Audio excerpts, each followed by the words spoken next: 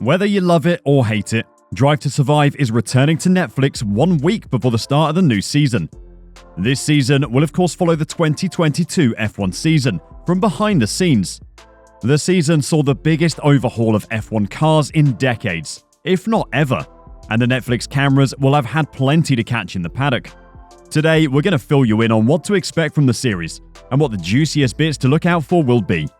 Don't go anywhere because this is going to get controversial.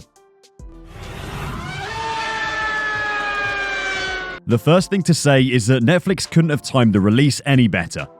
The docu-series will launch on February 22nd, a week before the first Friday practice session of the 2023 season at the Bahrain Grand Prix. It is also the weekend of the one pre-season testing session the teams have this year. To put it in simple English, keep the 23rd to the 25th of February completely clear. Maybe it's your best friend's birthday party. Tell them you came down ill. Got your wedding that weekend? Cancel it. This is the return of Formula 1 and you don't want to miss it. Step 2 is to get 2 TVs set up in your living room. One for binging the entire season of Drive to Survive in one go, and the other for watching the pre-season practice. Step 3, go online and lap up the controversy, because you know there's gonna be plenty. We know that Drive to Survive gets plenty of flack for turning one of the most glamorous and luxurious sports in the world into an episode of that high school drama show your older sister used to watch. We have heard all your complaints and we understand them. But remember, it's there for entertainment. It's a TV show, just relax and enjoy it. The show might have made it seem like Lando Norris and Daniel Ricciardo hated each other, and that Toto Wolff was the real-life Darth Vader. But it isn't meant to be a factual documentary following the sport without embellishment. If that's what you want, just watch every race weekend in full. We do it, and you know what? We enjoy both. So now you know when it's coming, what should we expect from the series? And which drivers and team members need to be most worried about what the cameras will have caught? The series will reflect on the events of Max Verstappen's second F1 championship winning campaign, as well as featuring never-before-seen footage and interviews from drivers, team principals, and other prominent personalities within the sport. Exactly as you would expect from a series of Drive to Survive. After refusing to take part in the series last term, Verstappen confirmed at the British Grand Prix last year that he will feature in the upcoming edition after gaining an element of control over how he's portrayed. I just sat together with them and I explained how I thought about it and what I thought went wrong in the past. And it was actually a very good, quick little chat, and we'll try to improve from there, said the Red Bull driver. That's all I'm asking for. That's just more realistic, at least from my side. I cannot control, of course, what they do with other drivers, but at least I want to be in control of what I'm releasing. That's what we're going to do. It would be weird to have Drive to Survive without the title winner in it, so we're glad Netflix managed to sort this out. But what does Max have to worry about this year? Well, up until the Brazilian Grand Prix, he managed to keep everything clean. Sure, there was the cost cap issue, but he can hardly take the blame for that. It's Horner who'll be under the spotlight there. But in Brazil, he refused to give his place back to Perez after the Mexican let him through to try and make a pass late in the race. Max had the title all wrapped up, but Checo was still fighting for second, something Max could have lent a hand with. The incident led to accusations of Perez crashing on purpose in qualifying at the Monaco Grand Prix to stop Max from starting ahead of him, and theories that things were bad behind the scenes at Red Bull. This led to Carlos Sainz making the incredible claim that drivers crash on purpose way more than we think. I've seen over the last few years a lot more play around with it than what you might even have picked out in the media.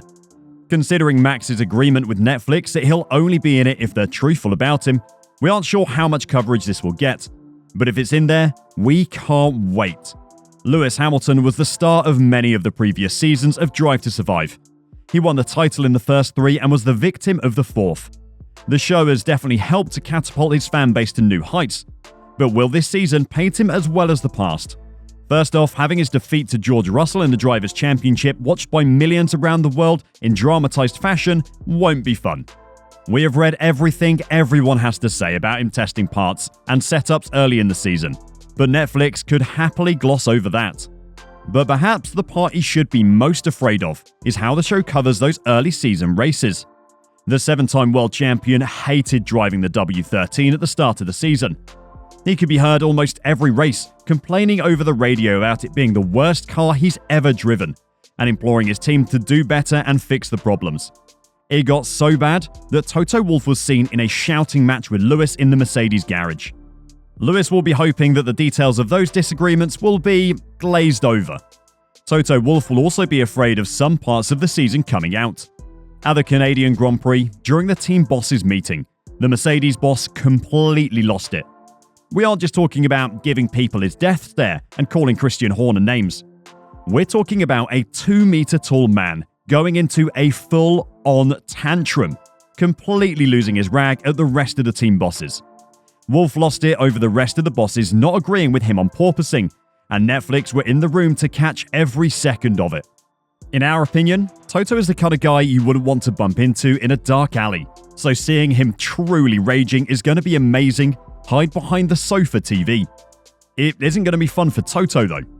Christian Horner took a swipe at Wolff when he suggested that there was an element of theatre to the meeting, suggesting the Mercedes man was playing up for the cameras. Otmar Safnauer couldn't wait for the fans to see it though. I think with that kind of stuff, if the fans see it and understand it, it just creates a bit more attraction to our sport. I think that's good. Looking further down the grid, we think that the Alpine drivers could be in for a shock when they see their internal feud played out for the whole world to see. Esteban Ocon and Fernando Alonso may have started out as best of buddies at Alpine, but by the end of 2022, they were in a full-on public war of words.